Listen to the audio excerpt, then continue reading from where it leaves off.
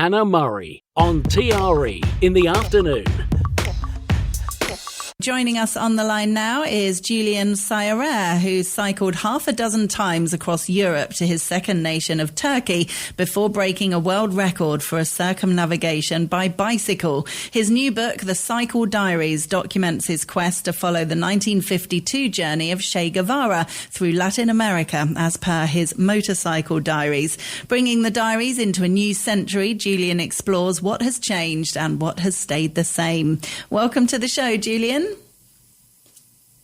Hey, thanks for having me on. Nice to be here. It's great to have you with us. Thanks for joining us. So how long have you been cycling for? Is it something you enjoyed as a child?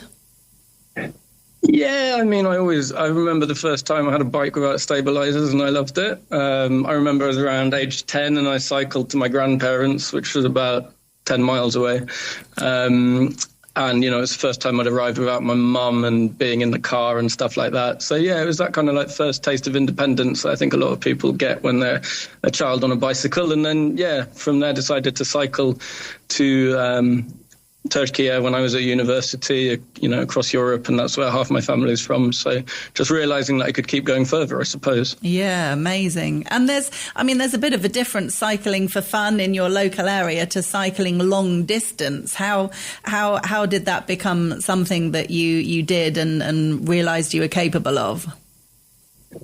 Well, I mean, it's a good question. And obviously, yeah, cycling locally or, you know, across the continent or across the world are really different. But, you know, it's the same as when I'm doing talks or events and people tell me, you know, they're thinking of cycling to work or cycling Land's End John O'Groats in the UK or cycling to Paris, whatever it may be, you know, wondering how to do it. And it's actually really just a case of you take the shorter journeys and you string them together and they become longer journeys. Yeah. And that's kind of like one of the nice things about it. You just get into a rhythm, you know, camping at the roadside, you know, you are your own power on a bicycle. There's a really great independence to it, especially when you're in places like Latin America or, you know, Central Asia and these kind of vast geographies where it's just you and a bicycle and the open road sort of thing. Yeah.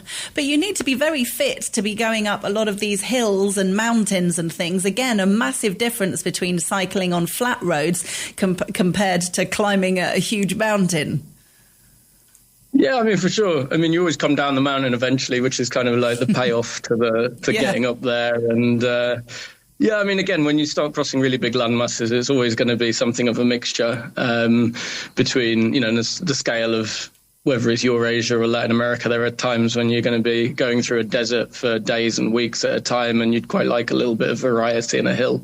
And other times, you know, say up at 4,000 meters in Bolivia, and, you know, it's constant climbing and the air is thin and you could do with a bit more oxygen and you'd obviously like sea level and some flat. Yeah. But yeah, you know, you learn not to begrudge anything and enjoy what the world and the road puts your way. And that's kind of part of it. And how much difference does the weather make? Cycling in pouring rain or cycling in really hot temperatures? Both of them must be very challenging in different ways.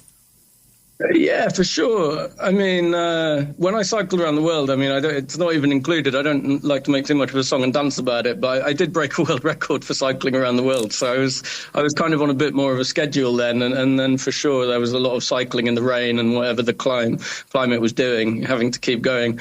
But, you know, these days, if it rains, then I'm quite happy to pull in at a cafe or a bar and, you know, watch the rain falling and do some writing. And a big part of what I do is, you know, talking about the conversations I have along the way. And it's a fascinating way to travel by bicycle, and the conversations you might have with like farmers or waiters or business owners about the local politics is always a really big part of what drew me to it as a way of traveling and seeing the world and writing about it. Yeah. So before we talk about your new book, I want to ask you about cycling around the world. I mean, how much planning goes into a trip like that? Do you know where you're supposed to be getting to every night? Is accommodation booked, or are you just setting off and seeing what happens?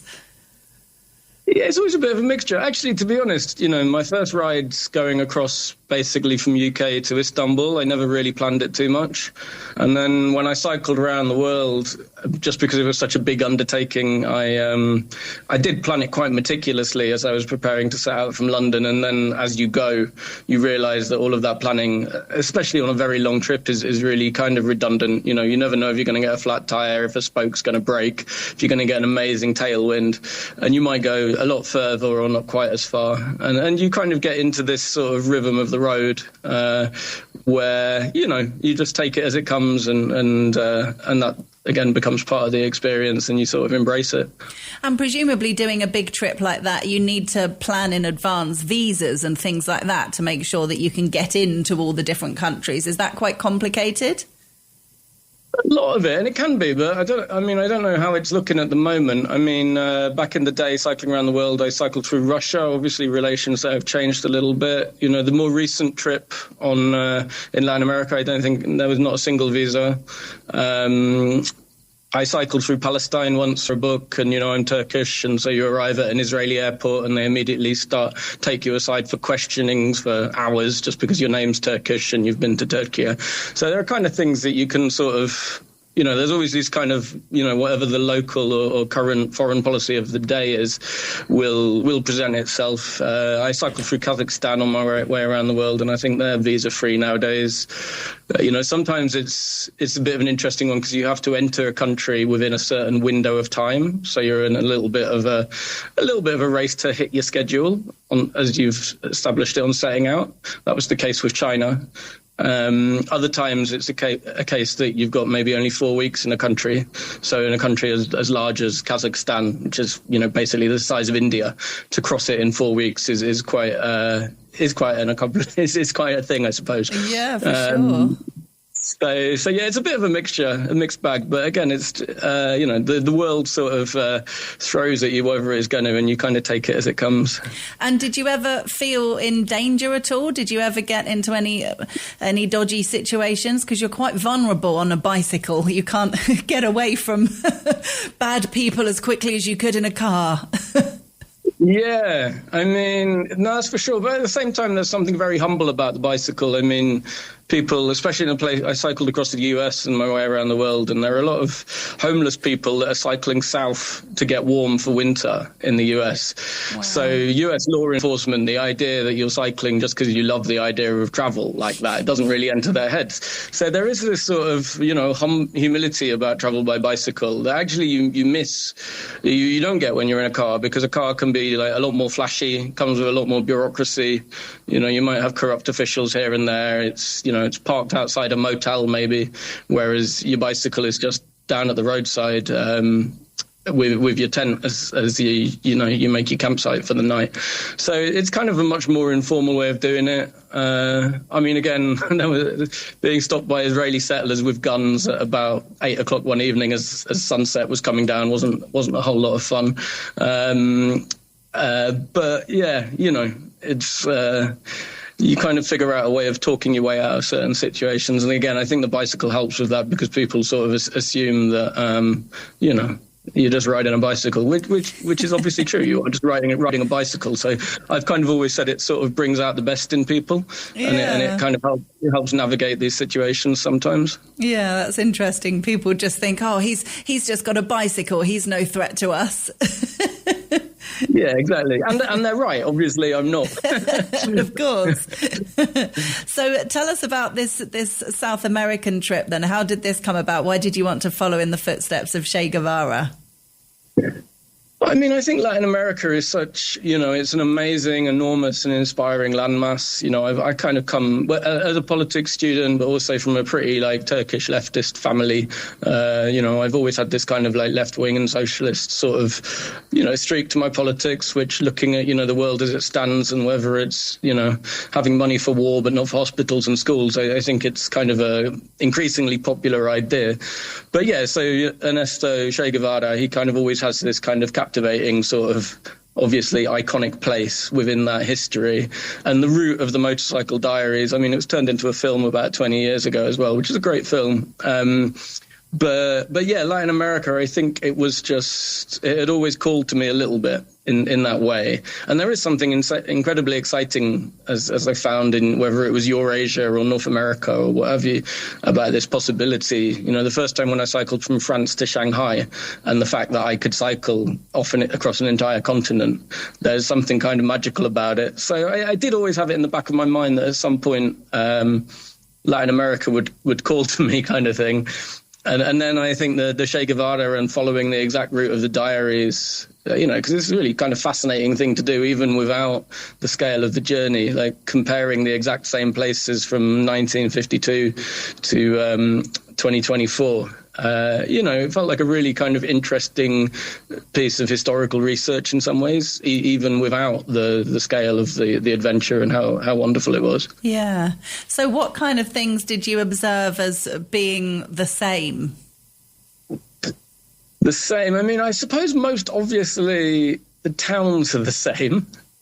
I mean, things like in northern Chile, Chile is the world's largest supplier of copper, and it has the world's largest copper mine. So, Guevara goes and looks at this copper mine, which is an enormous hole in the earth in the Atacama Desert.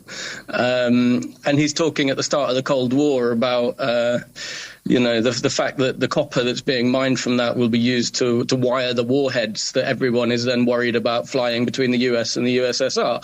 And obviously, as we look now to sort of, whether it's the Israelis and the US attacking Iran or whether it's Russia, Ukraine, we have this similar kind of sense of, all of the money's going towards bombs and missiles, and that's going to be an awful lot of copper yet again. So it's kind of interesting that, that there is still that large copper mine, and some things have remained sort of stubbornly and a little bit sadly the same.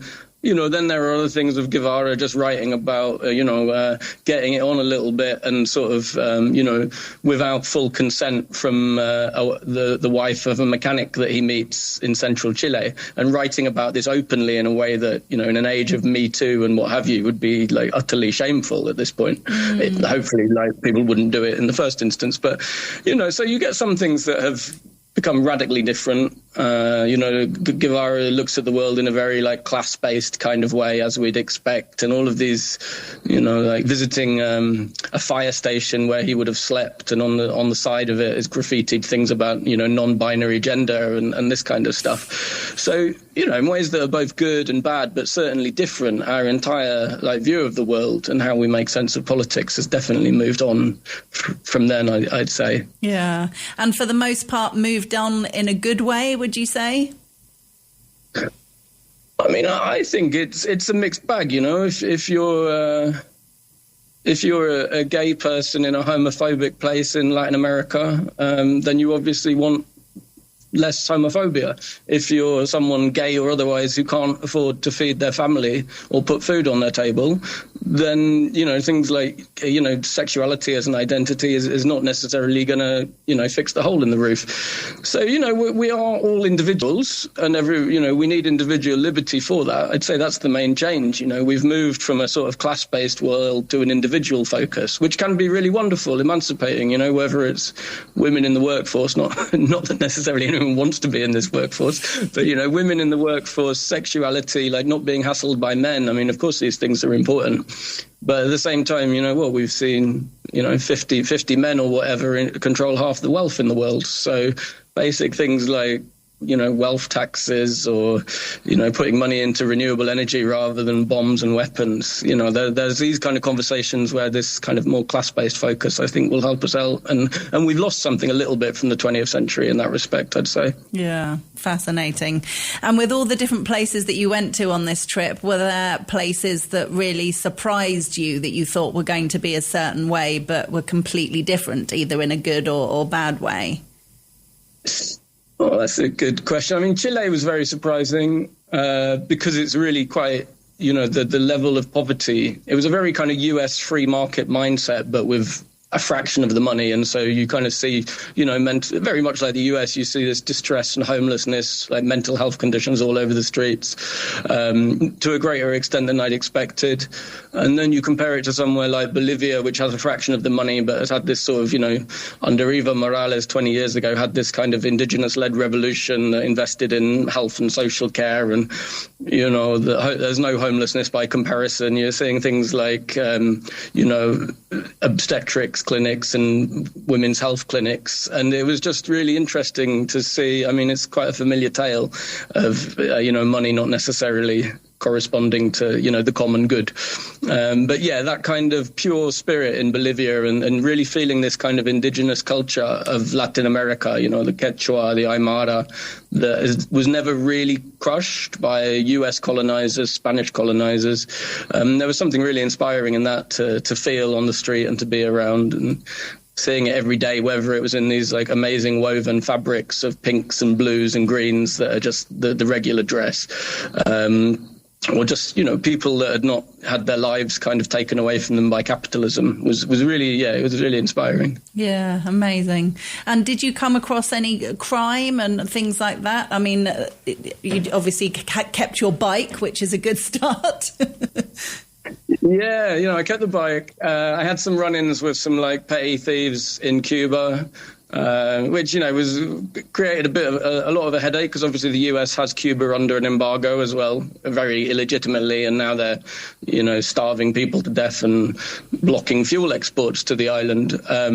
But in a much more minor way for me, it means that when you're robbed of stuff, you can't, as you could in, say, Mexico or Colombia, have your mates send you some money by Western Union or by TransferWise or whatever. So I was there in Cuba without any, without anything really to my name, and you're being blockaded by the US, so you can't access anything really. So really just a case of like relying on kindness of strangers and a little bit of creative thinking, and you get through you get through to the flight, getting out basically. But yeah, I mean, this is a reality that Cubans have been living with since the US blockaded it immediately after the revolution. So yeah, my kind of difficulties within that are always, quite privileged variety, I suppose. But yeah, I mean, that was a bit of a brush. As I say, like Chile, the level of delinquency on the street, but it's mostly just people who are, begging or mentally unwell, and, no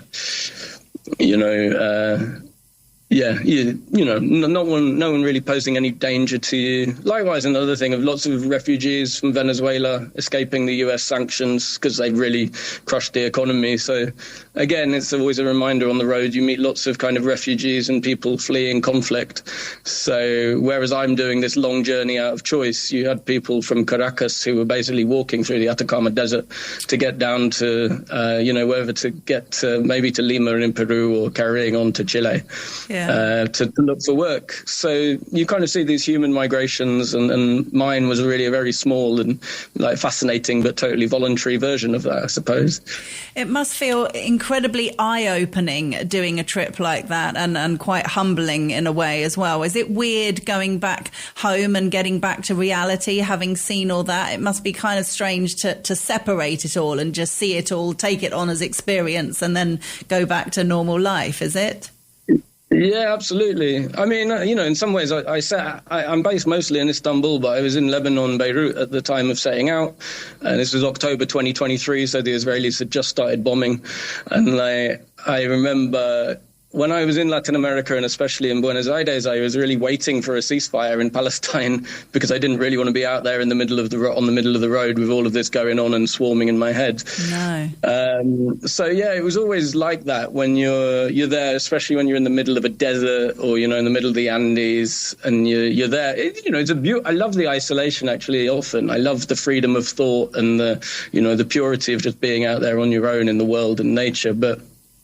Yeah, with the current times as they have been, especially in Palestine the last few years, and with that personal history of mine there and friends still there, you get it anyway traveling on a bike like this, but a strong question. And it's the same as if you see poverty in Latin America or whatever. I think we should all ask ourselves this question of, like, why do we live like this? Like, why do we organize ourselves in this way as a society? I mean, we're better than this. You encounter that every day on the roadside, whether it's someone like giving you some water in a desert or a packet of biscuits just out of the goodness of their heart. Like, it happens all the time. I've traveled on, so many continents and tens of thousands of kilometers. Like, I'm very sure that humans are really fundamentally very good. So, yeah, I mean, it's always this challenge to, like, take that message and bring it back so that we build systems that, reflect that and allow us to be at our best and live at our best and at our most comfortable, rather than in the current way that we organise ourselves or disorganise ourselves, as the case might be. Yeah. And what about food? When you're travelling through all these different countries, do you like to try the local food? Have you ever been sick, which can't be much fun on a bicycle? Yeah. I mean, fortunately, I've got a pretty good stomach, I think. That's good. Yeah, I picked up a couple, like Bolivia, there's some pretty punchy germs that are going around, that's for sure. But yeah, I mean, places like Peru, I mean, famously Peru in the Andes, they eat guinea pig, which I didn't try, just never really got round to it. Food in Peru is fantastic. I mean, there's a lot of ceviche, obviously, famously so, and the fish from the Pacific is like nothing else. I mean, equally, if you're like, in Argentina and you ride into a small village and there's just like a parisha going in the corner and like some ribs grilling over it and, red wine or whatever on the table is also like, a fantastic, fantastic experience. But no, I mean, there's some, up in the Andes in Peru, they also have these they're called chuños, but it's like a dried potato that is preserved to keep it through kind of winter and like when there's no harvest, which, wasn't too bad. Tasted a bit more like a chestnut than a potato. But yeah, again, it's all part of the learning experience. Yeah. Yeah, I love that you've tried all the local food. It would be a lot harder if you, A, didn't have a strong stomach and B, were really, really fussy with food. That would be really complicated, wouldn't it? Yeah, you can't be. I mean, it's also such a big part of being part of a local culture. There's nothing. It's one of the things I like about writing as well. You can just sit down fairly privately with a notepad or whatever. You don't like take out a camera and start sticking it in people's faces.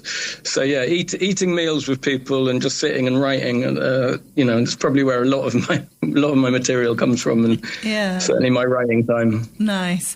Well, if people want to get a copy of the Cycle Diaries, it's out now. It's available on our website, TRE.radio, and it's by Julian Sayarer, who we've been chatting with today. Julian, thank you so much for joining us. Thanks for having me.